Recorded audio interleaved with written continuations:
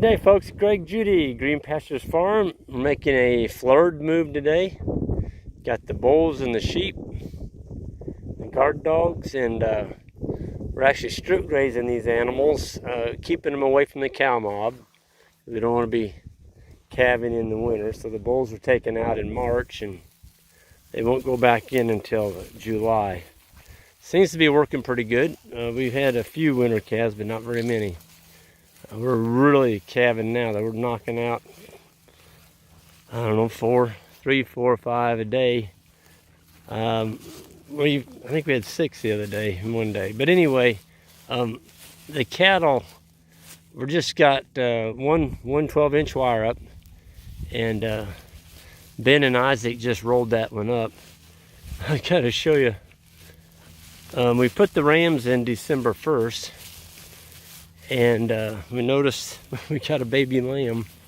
It's not uncommon to have 1 or 2 early ones. That way 92. Oh, there's a good looking bull. There's another good one.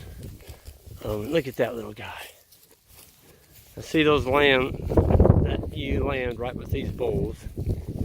There's another little one down there, a little white one that was born this morning. So you got the guard dogs, you got the sheep actually lambing, you got the bulls, and you know, everything's kind of one. The sheep don't pay much attention to the bulls, and the bulls don't pay much attention to the sheep. And I've got a pretty strong wind out here, so I'm not sure how well this is going to turn out. I'm trying to keep the camera in front of me.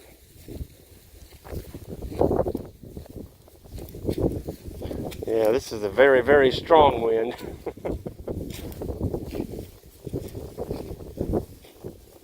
But they were all down by the water tank a minute ago, the bulls were. I just did a little woo, kind of my war whoop, and here they come. Oh, look at that bull. Man, he is a dude. That's the kind of bull that give you 1,000-pound cows, folks.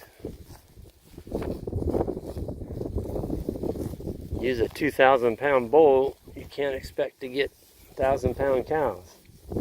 Probably not going to happen. Gotta have the right size bull.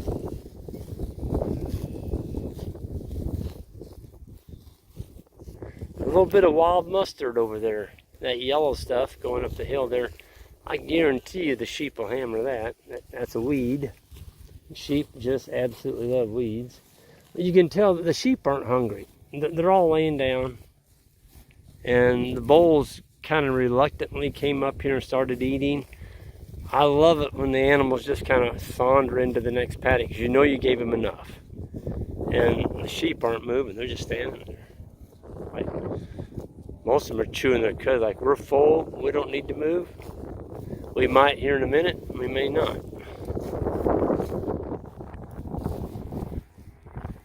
It's just a beautiful day though, April 24th.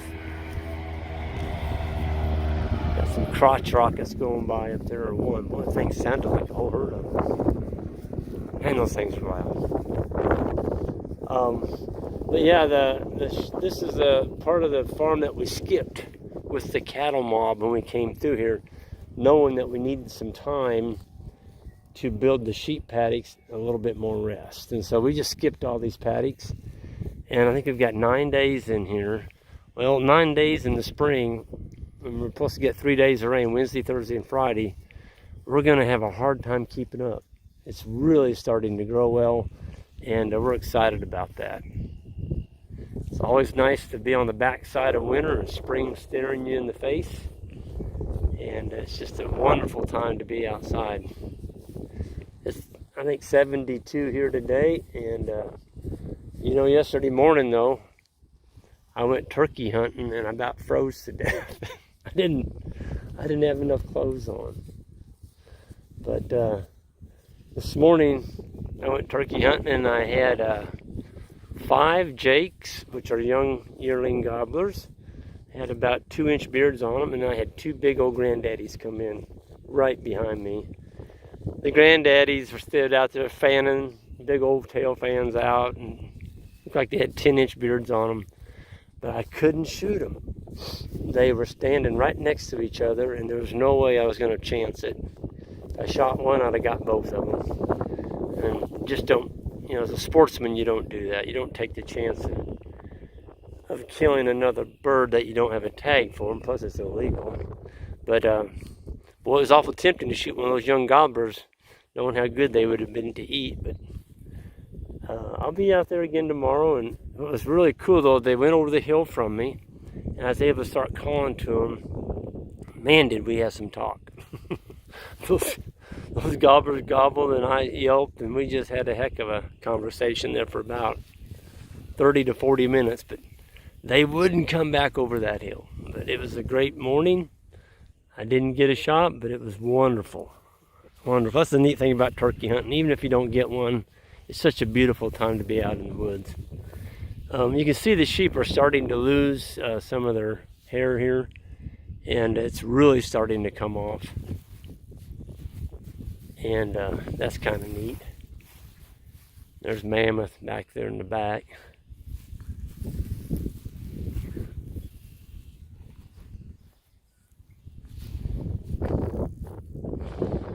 There's the bulls over there on the other side. They found them in little trees over there. It's crazy. It is a function of getting used to things. We noticed the other day, there was one tree didn't have any leaves on it, and yet there the animals were camped underneath it. There wasn't any shade underneath it, but it was a tree, so that's habit. Because there wasn't any shade, it was just habit. There's a tree, well, that's what we stand under. So I think when it's 100 degrees, it's pretty nice to have a tree, but right now you sure don't need a tree. Not with 72 degree temperatures and the wind. But the bulls and everything, we'll have to move the water in the morning. We've been watering them at one point, but we've got pressure here. And so we're going to pull that water tank up and move it to the next quadrant, way up there on that far hill over there. And then that one tank will serve 1, 2, 3, 4, 5, 6, 7, 8. We'll get 8 days strip grazing out of that next quadrant. So we'll have four big paddocks, and then each one of those 4 will be split into 2. So there's 8 days of grazing over there, which is pretty neat, not having to move the water tank.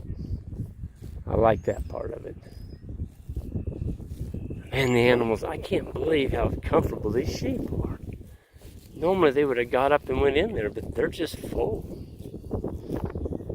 They're full, and they're like, no, you moved us this morning, that's good enough.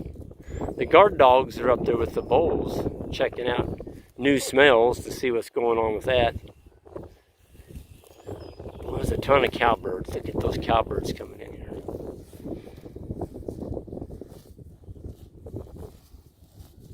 We've got a lot of tree swallows this year. We've still got more houses we need to put up. But we've got lots of swallows, and I love seeing the swallows. And they sure work on the flies. I like them working on the flies, because the flies are sucking blood out of our cows and pestering the livestock. So the more flies you can take out just by using birds, the less nuisance you have bothering your cattle and the sheep. See, these are all bulls. There's 63 of them in here. And those bulls, all they're doing is just taking the very best. That bull right there is eating bluegrass. Getting him some bluegrass. Nice, tender bluegrass. You better eat that right now, Mr. Bully, because here in 10 days it's going to be quit. Quitting. It's not going to grow anymore. Got to get a close-up of this baby lamb. He is a cute little thing. Just had a single. There's a bunch of them in here. It's going to be having twins. It looks like, man, they're fat.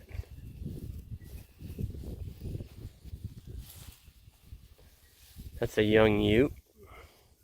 So she just turned a year old. She had 1 lamb. And it's a nice one. She's kind of attentive to it. I'll back off, Mama. I'll back off and let you be a mama. How's that?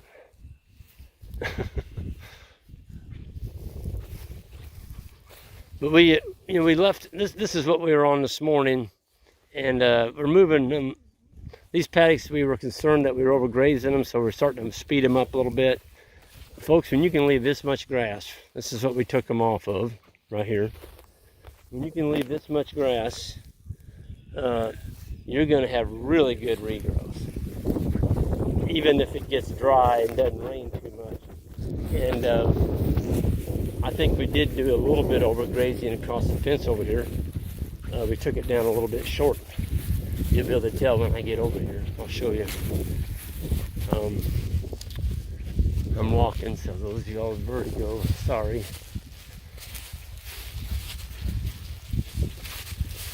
Get on this wire. So you can see the difference. Oh, this grass was just sweeter, I guess.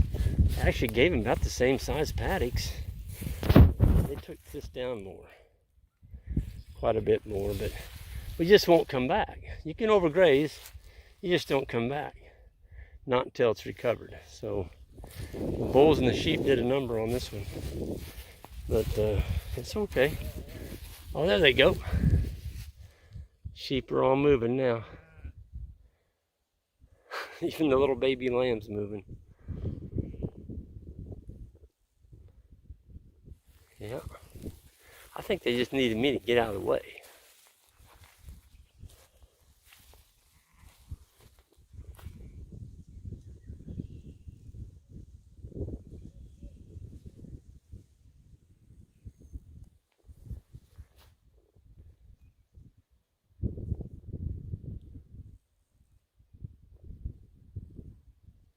Yep. They're just...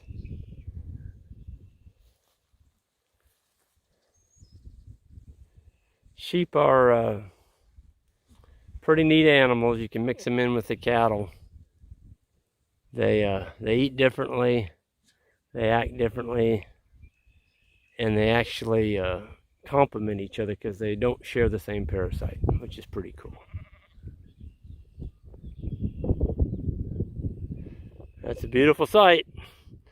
Well, anyway, I'm going to sign off, and we just moved the flerd, and the animals, the sheep finally moved. The dogs are happy, the sheep are happy, and we're happy that it's green and got rain coming, and we're going to be growing more grass. So with that, everyone, have a great day, and on the way out, hit that subscribe button if you are new to the channel, and we'll see you down the road.